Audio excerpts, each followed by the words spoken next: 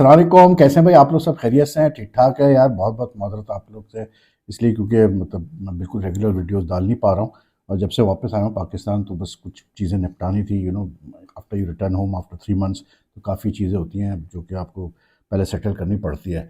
तो इस वजह से I have not been regular on posting videos, but इंशाल्लाह आपसे जो है रेगुलर वीडियोज़ पोस्ट करना शुरू करेंगे। पाकिस्तान श्रीलंका का मैच तो लग रहा है जैसे बारिश की नज़र होगा, क्योंकि अभी तक तो स्टार्ट हुआ नहीं है, टॉस भी नहीं हुआ है। लेकिन लाइक मैच में तो जब स्टार्ट होगा तो उस पर हम बात करेंगे। लेकिन जो सबसे इसमें क्रूशियल इशू चल रहा है वो है बांग्लादेश। क्या बांग्लादेश क्रिकेट टीम जो है वो T20 वर्ल्ड कप में खेलेगी या नहीं खेलेगी? जो करंट सिनेरियो है वो ये है कि जी बातचीत चल रही है, मतलब लेटर्स लिखे जा रहे हैं, ईमेल्स किए जा रहे हैं दोनों बांग्लादेश क्रिकेट बोर्ड और आईसीसी के दरमियान, ठीक है ना? वो अपनी जगह चल चल रहा है। लेकिन इस पूरे इंसिडेंट को अगर आप देखें, जो कुछ भी हुआ है, इससे एक चीज़ तो बिल्कुल क्लियर आ गई सामने, वो ये कि ठीक है, आजकल स्पोर्ट्स को आप पॉलिटिक्स से अलग नहीं रख सकते, दैट्स अ फैक्ट। लेकिन इट्स ऑल्सो अ फैक्ट कि जब सियासतदान इन्वॉल्व हो जाते हैं स्पोर्ट्स के अंदर और मतलब इन्फ्लुएंस करना शुरू करते हैं स्पोर्ट्स इंस्टीट्यूशंस को, जैसे कि क्रिकेट बोर्ड्स हैं, तो फिर मसले खड़े होते हैं यार। क्योंकि फिर स्पोर्ट्स को के जो डिसीजंस होते हैं, let's talk about cricket for example, cricket के जो डिसीजंस होते हैं they are at a different level. वो आप स्पोर्ट्स लेवल पे आप देख रहे होते हैं चीज़ों को। लेकिन जो सियासतदान, जो गवर्नमेंट में लोग होते हैं, वो डिफरेंट तरीके से उनके जो डिसीजन मेकिंग होती है वो और चीज़ों से इन्फ्लुएंस होती है। तो that is what unfortunately has created this Bangladesh and ICC situation, obviously starting with India. अब वो जो मुस्तफिज़ुर रहमान वाला जो मसला था, वो भी इसीलिए क्रिएट हुआ क्योंकि उसमें मतलब सियासी पार्टियाँ इन्वॉल्व हो गई, मतलब ग्रुप्स इन्वॉल्व हो गए, राइट विंग ग्रुप्स इन्वॉल्व हो गए। और जिस तरह से बीसीसीआई ने डिसीजन लिया, it was very abrupt, they didn't consult, मतलब बीसीसीआई के अपने लोगों को कुछ नहीं पता था कि ये कब हुआ, कैसे हुआ, लेकिन बस कर दिया एकदम से उठा के, क्योंकि प्रेशर बिल्डअप हो रहा था। अब सिमिलरली बांग्लादेश क्रिकेट के साथ भी यही हो रहा है। बांग्लादेश क्रिकेट में भी यही हुआ कि जब वो मुस्तफिज़ुर रहमान वाला केस हुआ, तो उनके स्पोर्ट्स मिनिस्टर ने जिस तरह रिएक्ट किया और फिर मतलब थ्रेट कर दिया कि जी हम तो नहीं खेलेंगे वर्ल्ड कप में अगर हमारे मैचेस इंडिया में हो, वगैरह वगैरह करके, तो that now snowballed into a major issue. अब मसला ये है कि बांग्लादेश गवर्नमेंट के ऑफिशियल्स की तरफ से, और क्योंकि बांग्लादेश में cricket board is very much under the influence of the government, तो अब वो इतने स्टेटमेंट दे चुके हैं कि उसके वापसी का कोई रास्ता नज़र नहीं आ रहा उनको, ठीक। अब उसमें फिर जो है ना, अब उन जो मतलब तमीम इकबाल है, साबिक कप्तान और ओपनर, उसने अब आज या कल कोई फंक्शन था वहाँ चट्टगांव में, वहाँ उसने बात की, तो उसने बात बिल्कुल ठीक की, उसने कुछ गलत बात नहीं की। उसने कहा कि भाई बांग्लादेश क्रिकेट बोर्ड, मुझे नहीं पता क्या चल रहा है बिहाइंड द सीन्स, लेकिन मैं इतना कहूँगा कि बांग्लादेश क्रिकेट बोर्ड के जो ऑफिशियल्स वगैरह हैं, उन सबको ये देखना पड़ेगा कि they have to look at the future of Bangladesh cricket and they have to मतलब कीप दिस इन माइंड कि हम हमारी ज़्यादा का सर्वाइवल जो फाइनेंशियल सर्वाइवल जो होती है वो आईसीसी के फंड्स पे होती है, और जल्दबाजी में कोई डिसीजन नहीं लेना चाहिए और डायलॉग के थ्रू ये मसला हल करना चाहिए। और उसने एक बहुत अच्छी बात की, उसने कहा कि यार पब्लिक पॉस्चरिंग जो होती है ना, ये आप पहले डिस्कशंस करें इंटरनली आप कोशिश करेंगे मसले हल हो, और अगर नहीं मसले हल होते हैं फिर आप पब्लिक पॉस्चरिंग करेंगे।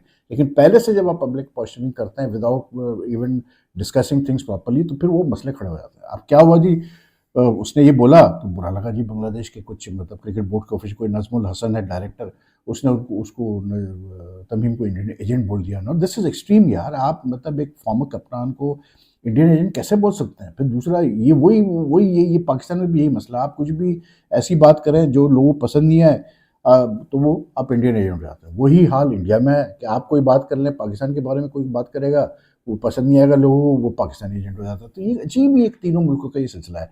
लेकिन ये है कि बहरहाल जो करंट प्लेयर्स हैं उन्होंने अपोलॉजी डिमांड की है, उन्होंने काफ़ी लोडेडा उस बंदे को जो बांग्लादेश क्रिकेट बोर्ड का डायरेक्टर है कि भाई आपने कैसे बोला उसको ट्रेटर, और क्यों क्रिटिसाइज कर रहा है, उसने क्या गलत बात की है।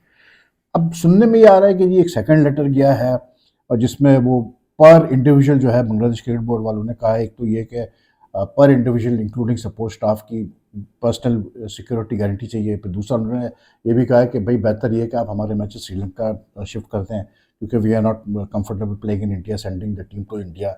Now this has become a political issue basically. It's not a cricket issue anymore, but it's a political issue. But it's a situation जहाँ से वापस आना बड़ा मुश्किल लग रहा है बांग्लादेश क्रिकेट बोर्ड के लिए। देखिए, बांग्लादेश, मैं पिछली वीडियो में मैंने कहा था कि बांग्लादेश क्रिकेट बोर्ड की पोजीशन एंड बांग्लादेश क्रिकेट की पोजीशन डिफरेंट है। यू कांट से कि जी जो पाकिस्तान की पोजीशन है वो बांग्लादेश की है, जो श्रीलंका की वो बांग्लादेश की है। बांग्लादेश क्रिकेट बोर्ड इतना भी इवॉल्व ही नहीं हुआ है, टू बी वेरी ऑनेस्ट।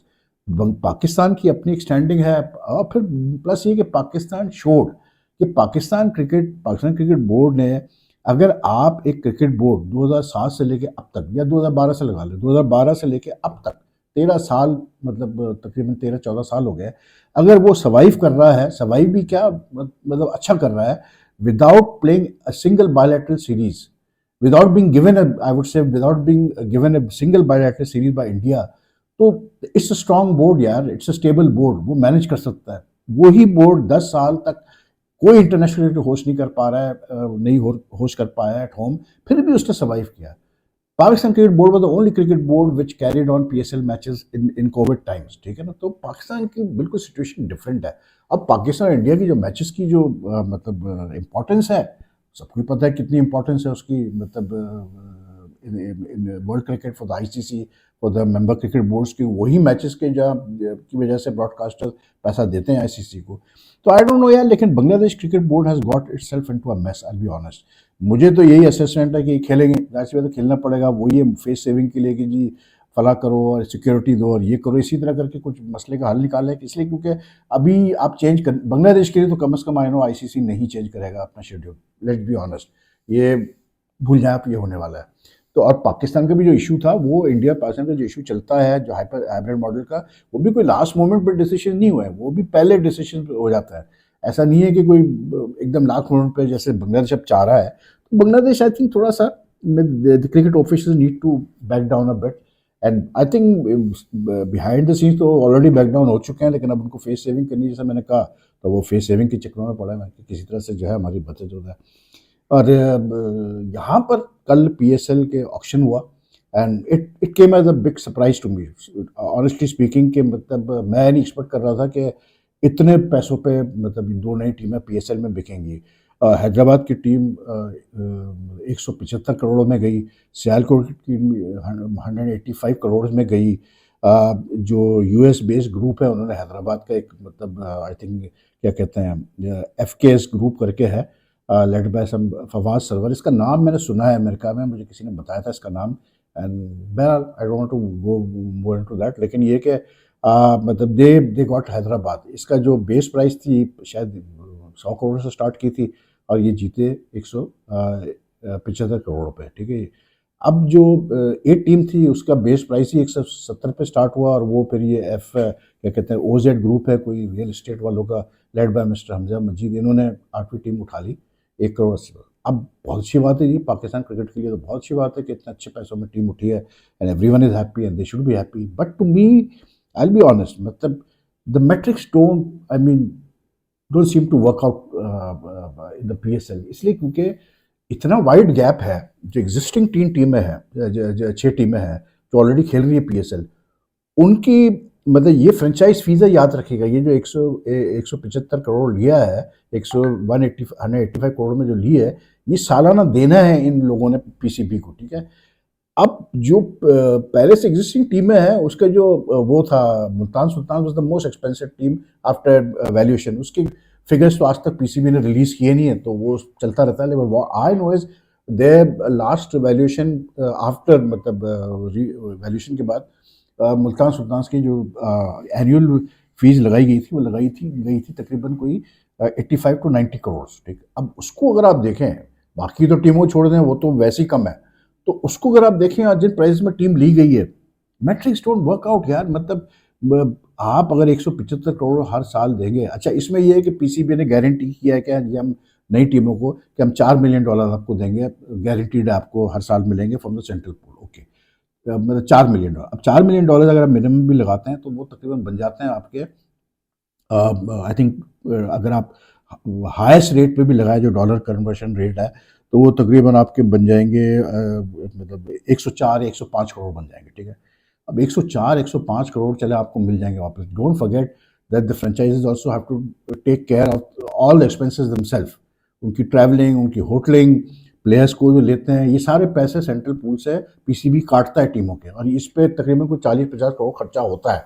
या उससे कम लगा लें, लेकिन ये पैसे कटते हैं। पीसीबी सेंट्रल पूल के जो पैसे देता है फ्रेंचाइज को, उससे ही पैसे काटता है सारी चीज़ें। तो आई मीन आई डोंट नो यार, मतलब मेरी तो नहीं समझ में आ रहा भाई, साफ सीधी बात है कि आप 105 करोड़ मतलब समझे आपको गारंटीड भी है, 130 करोड़ भी आप गारंटी कर लें, पीसीबी आपको देता है, उसमें से पैसे कट कटा के देता है, बाकी फिर भी यार आप मतलब हाउ विल यू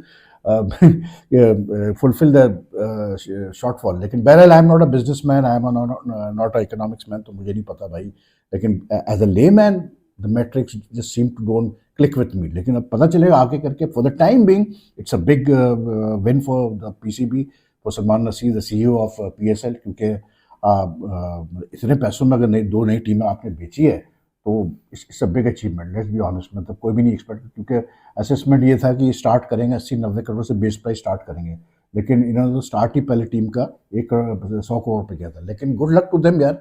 लेकिन भाई मुझे ये समझ में नहीं आया कि ये दो ओनर्स हैं, जो दो ये नए ओनर्स हैं, इनको किस खुशी में प्राइम मिनिस्टर बुला रहा है मिलने के लिए। मतलब यार अब पीएसएल लेवल की चीज़ वो कोई प्राइम मिनिस्टर लेवल की चीज़ है क्या? पाकिस्तान में और मसले मसाइल नहीं है? पाकिस्तान के और बड़े बड़े बड़े इश्यूज नहीं पड़े हुए हैं कि प्राइम मिनिस्टर इतना टाइम है कि वो मतलब टाइम निकाल के पीएसएल की नई टीमों के ओनर्स को बुला रहा है? उसमें मोहसिन नकवी चेयरमैन भी गए, और जी सलमान नसीर भी जो दूसरे चीफ ऑफिसर है, क्या नाम है उनका, सुबैर, वो भी गए, और ये जो नए ग्रुप जो ओनर्स हैं ये भी गए। मतलब प्राइम मिनिस्टर यार इज अ वेरी बिग, मतलब it's at a high pedestal.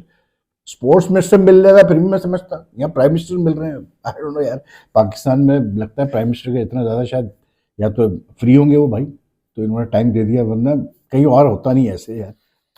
बाकी जी इंग्लैंड का बड़ी सुध लगी आखिरी टेस्ट में, मतलब सिडनी में, तो ऑस्ट्रेलिया 4-1 जीत गया सीरीज। उसके बाद काफ़ी ले दे हो रही है, लेकिन बात वही है यार कि मतलब इंग्लैंड जितना बुरा खेला है सीरीज में, that too I mean I would count this Australian bowling attack which played in the Ashes pretty weak, क्योंकि कमिंस एक मैच खेला टोटल, हेजलवुड पूरा आउट था सीरीज से इंजरी की वजह से, स्टार्क बेचारा अकेला, मतलब उसने पूरा लोड उठाया, नेथन लैन को उन्होंने पूरे मैचेस नहीं खिलाया। तो स्कॉट बोलैंड, स्टार्क, और उसके बाद आगे पीछे वो चेंज करते रहे। तो यानी इस टेस्ट में खास करके लास्ट टेस्ट में they went in with just 3 specialist bowlers, I mean इसका पता लगा है ऑस्ट्रेलिया। और जो सिलेक्शंस की इंग्लैंड ने, चलो ऑस्ट्रेलिया ने तो जो करने तक करिए कि बिकॉज दे ऑलरेडी लीडिंग 3-1, लेकिन जो इंग्लैंड ने बंड मारे हैं आखिरी टेस्ट में कि मतलब कोई स्पिनर नहीं खिलाया, that was like to me it was when you are making such stupid decisions, तो फिर then you deserve to be whipped 4-1 यार। आप मतलब मुझे नहीं समझ में आया कि 4 टेस्ट में आपने विल जैक्स को मुसलसल खिलाया, नंबर 7 पे कभी वो बैटिंग कर रहा है, कभी 8 पे कर रहा है, किस लिए यार? विल जैक्स इतना बड़ा ऑलराउंडर हो गया टेस्ट का, मतलब वो एक T20 का प्लेयर है, लेट्स बी ऑनेस्ट, वो एक वाइट बॉल का प्लेयर है यार। और नतीजा आपने देख लिया आखिरी 2 दिन सिडनी टेस्ट के, जैसे हमेशा वहाँ होता है। लोग कह रहे हैं यार अभी सिडनी टेस्ट में उतना सिडनी पिचेस पे नहीं टर्न होता जब मैच स्टार्ट हुआ था, बड़े बड़े डैनियल विटियोरी भी उसमें शामिल थे, it doesn't spin that much in recent years, ये करके क्या हुआ, आखिरी 2 दिन स्क्वायर टर्न कर रहा था, बहुत अच्छा खासा स्पिन हो रहा था, विल जैक्स की गेंद अच्छी खासी स्पिन कर रही थी।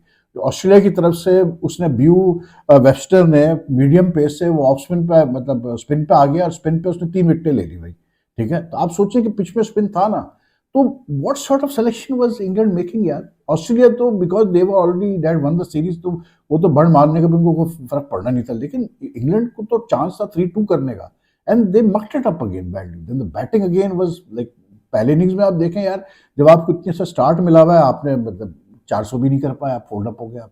फिर सेकंड इनिंग में भी यही पोजीशन की कि अगर वो जेकब बीटल ना करता 100 मतलब 150 रन, और बहुत ही आला इनिंग्स वो खेला, and he lived up to his billing as as a very special talent. I'll be very honest यार, ये जो स्पेशल टैलेंट्स की हम बात करते हैं ना, तो जो मॉडर्न डे एरा में जो मैं देख रहा हूँ, तो 3-4 प्लेयर्स वाकई बड़ा इंप्रेसिव आ रहे हैं ऊपर, and they are very young, like Bethell is also 22। तो दूसरा ये आपका कैसे बोलते हैं, सूर्यवंशी है, कहते हैं 14 या 15 होने वाले, लेकिन बहरहाल he is also very young.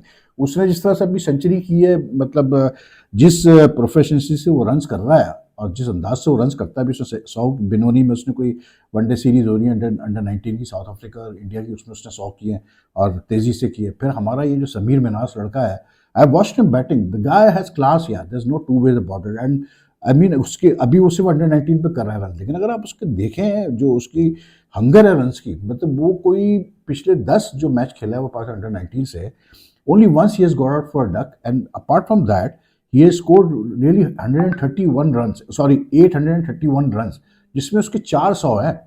अब बड़े बड़े 100 है.